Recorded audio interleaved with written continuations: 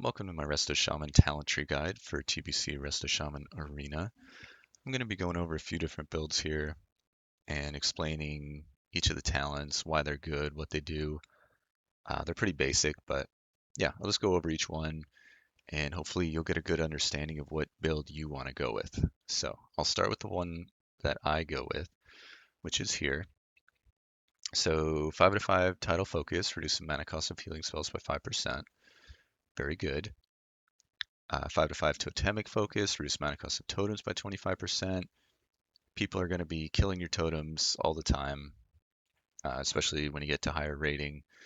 They're going to be really on top of that, so it's really good. You also want to down rank some of your totems to save mana. So yeah, very good there. Ancestral Healing increases the target's armor value by 8% for 15 seconds after getting a critical effect from one of your healing spells.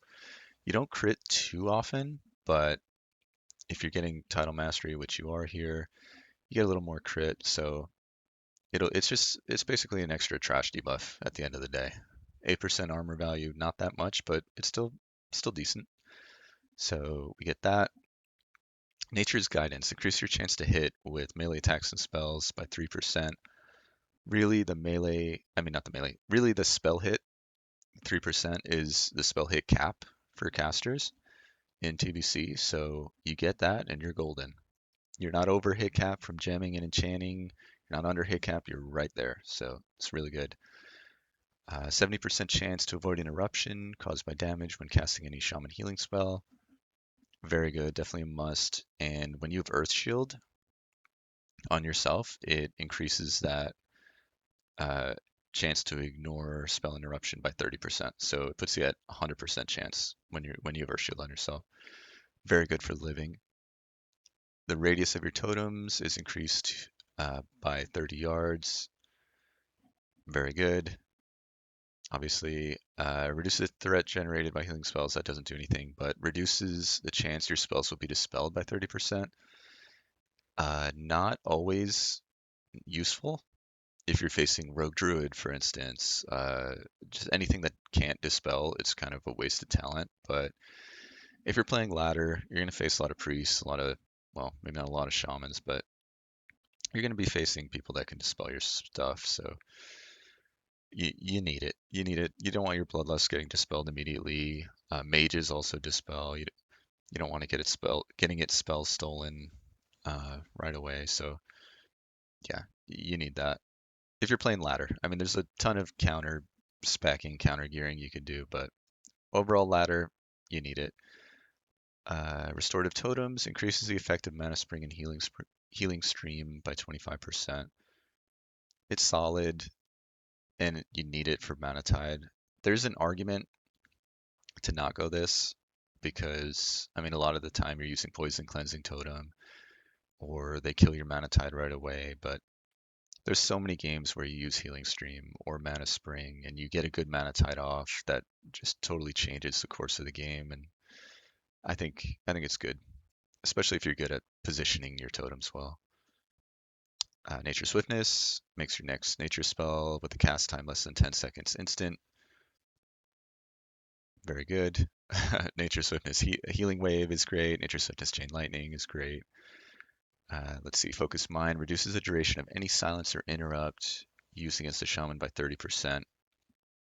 That's a must. If you get hit by a lot of the time, I like to just cast the spell at high health and just let myself get interrupted because it's really not that long of an interrupt, and then I have free healing after that. Don't have to worry about any kicks, and then I'm not like fake casting myself to death. So you need that.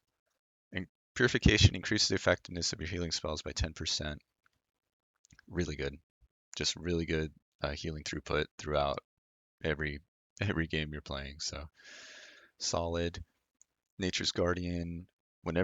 This is an interesting one. Whenever a damaging attack is taken that reduces you below 30% health, you have a 50% chance to heal for 10% of your total health and reduce the threat level on that target. So the threat doesn't really matter. 5-second cooldown. Basically, when you're dipping below 30% health, this is going to be proccing every I mean, it's a 50% chance, but it's going to be proccing pretty often. when you get low, and this is going to save your life a lot.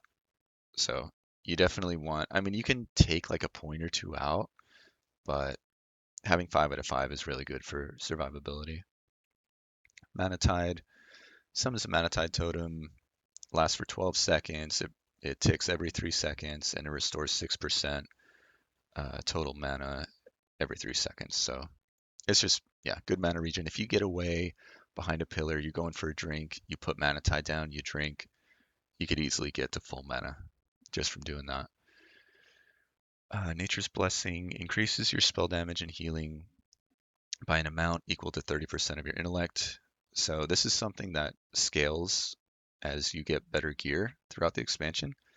So yeah, it just, the better your gear, the more spell damage and healing you're going to get.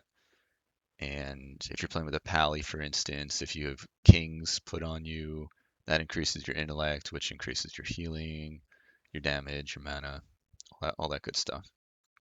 And then Earth Shield protects the target with an earthen shield, giving a 30% chance of ignoring spell interruption when damaged and causing attacks to heal the shielded target for 150. Obviously, it's more than 150 with your healing gear. It can only occur once every few seconds, 6 charges, last 10 minutes, can only be placed on one target at a time, and you can't have Water Shield active at the same time. So, I mean, it's just one of your best healing abilities. And what's cool is it gives a 30% chance of ignoring spell interruption. So if you're putting that on a teammate who's a spellcaster, they're going to get an extra 30% chance. So really good. And I'm not even going to go over this other stuff really. It's, you don't use chain heal, you don't use Onk, and healing wave, you're not really casting it. So going over to enhancement, increase your maximum mana by 5%. Really good. I think it's like maybe like 1,000 mana, something close to that. Guardian totems increases the damage reduced by your Stone Skin totem and Windwall totem by 20%. You're not really using those much, but the main thing here is it reduces the cooldown of your grounding totem by 2 seconds, which is a game changer for sure. Improve Ghost Wolf, reduce the cast time of your Ghost Wolf spell by 2 seconds, which makes it instant cast. So that's really necessary for Arena. And this is a build that I go. I think it's really good. You get a ton of really good Resto um, talents without, you don't have to get any of the bad stuff. So yeah, really solid. Just an overall, I think, really good spec for playing ladder. And now I'll go into the toughness spec. And this is a pretty standard toughness spec, although you can go 5 out of 5 ancestral knowledge and 1 out of 5 shield specialization if you want. Really, it just depends if you want. So what this does, increases your chance to block attacks with a shield by 5% and increases the amount blocked by 25%. So you're a little more tankier. You're trading mana for being tankier against melee, which is basically the whole point of toughness spec. So you might as well just go this. So toughness spec here is pretty much the same as the other spec, except you get 5% more dodge and increases your armor value from items by 10% and reduces the duration. This is a big thing. Reduces the duration of movement slowing effects on you by 50%. So not roots, but movement slowing effects. So hamstring lasts 10 seconds, now it lasts 5. Frostbolt lasts half the duration. Frost shock lasts half the duration. Whatever slow is put on you, half the duration. Really good. Crippling poison. Again, warriors have to spam hamstring more. So, and then you're tankier from the armor. So yeah, 5% dodge, more block, more armor. Really good if you're struggling to survive against melee, against like, I mean, Repalia kind of warriors, mostly rogues. So enhance shamans. The thing is, you lose 3% spell hit, so you have to gem for it, which is 8 spell hit gems, which are yellow gems, and you need the spell hit to gloves. So you're losing out on a bunch of healing, maybe a bit of mana per 5. So it's something to take into consideration. And you lose the spell crit from here, healing and lightning spells. And then here, this is pretty interchangeable, kind of like ancestral knowledge here. If you want to go 5 out of 5 here, you can, or 5 out of 5 here and drop 1 point here. But yeah, that's pretty up to you. But yeah, this is a standard toughness build, which nothing wrong with it. Just not preferred by me. I rather have the crit and stuff. And this is a third build.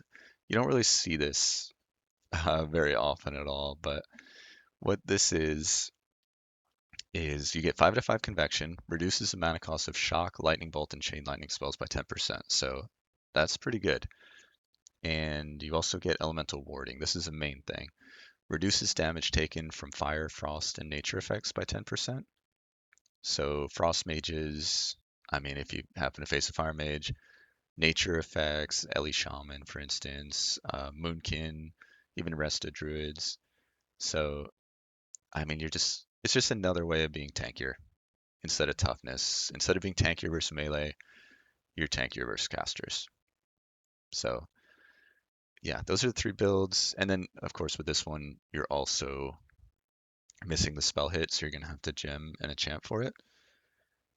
But you do get 5 to 5 here, 1 point here. But yeah, those are the 3 builds. I would say toughness is probably the most popular. Pretty much every shaman, I a lot of shamans go toughness. Even rank 1 shamans. So there's nothing wrong with toughness. I prefer this build. It's all the good stuff in Resto without. I mean, if you're facing casters, I'm just not a fan. If I face casters, toughness does not feel good at all, especially like warlocks, for instance.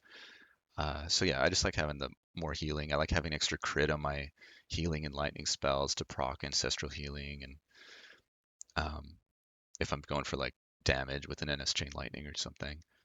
But yeah, that's just my preference. I'm not trying to sell you on it. This is just what I will be playing. And yeah, so here's toughness. I'm gonna have a link to all 3 of these in the description. Toughness is great. Don't get me wrong. Toughness is definitely top tier. And then the elemental warding build, uh, preference. If you're facing a mage rogue over and over and they're going you every game, maybe go elemental warding or maybe go toughness. But yeah, I'm just a fan of this, or not this, this.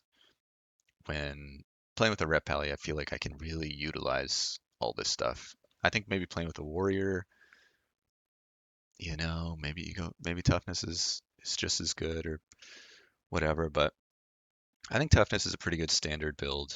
Um, if you're new to shaman, you want to survive, maybe start with this, start with a bunch of resil gear, a bunch of stamina gear, and once you get better at surviving, swap to something like this. Maybe try this out. There's a lot of options. Those are like the 3 main things, and I could just end the video there, but I mean, there's like little things you can change. Even if you didn't want to go this, you could even go like you can mess around with enhancing totems. I don't think it's good, but I mean, if you want to, you could totem twist. I mean, you could put Strength of Earth down, Wind Fury, totem twist it to Grace of Air, 15% more effect on it.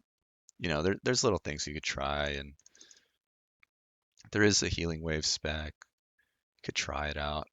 I would say in the beginning of the season, maybe give all 3 specs a try. But yeah, definitely going with this one myself. Big fan. But anyway, thanks for watching and good luck. Good luck in season 1 of Arena.